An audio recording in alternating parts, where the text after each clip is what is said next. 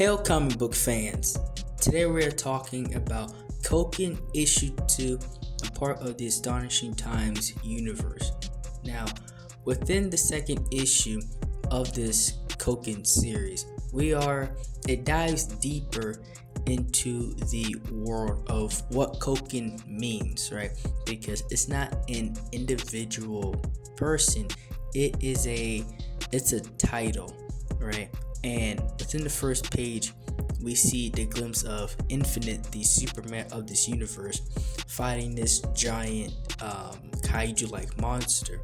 And it is because of the existence of Infinite and the people that are cybernetic enhancing themselves, which cause turmoil within the KOKIN Council that we will see that surrounds this issue, that we will see more later in the issue.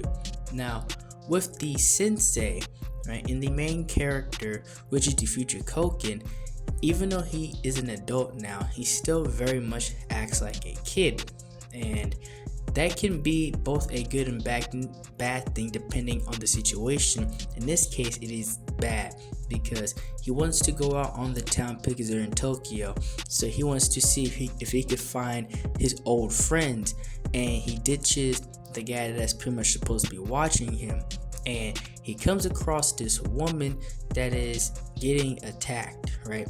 So obviously he jumps in, he gets into trouble pretty much, and he jumps in and helps her. And the woman herself can also fight. So at first she says she doesn't need his help, but through them fighting together, it is what brings them closer together, right? And as we get back into the overall concept of this issue, the Council of the KOKINs they're having disagreements, right? Because there are KOKINs for each sector, right? So you have the general, the head KOKIN, and then you have the KOKIN as the head of weaponry and advancements, the other one for money, right? For the money that goes around, and you have other ones as well. And the future KOKIN in this situation, he actually ends up sleeping with the woman, right? He's already doing his own thing while this is happening. And with this discussion with the KOKINs, it's pretty much like the AI talk, right?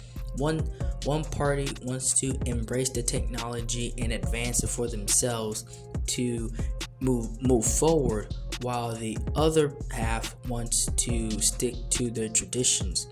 And we cut to the story to where his sensei ends up getting ambushed and having to fight off this mysterious cybernetic ninja that is there to assassinate him, while the future KOKIN is fighting in the street because he also gets jumped by unknown beings.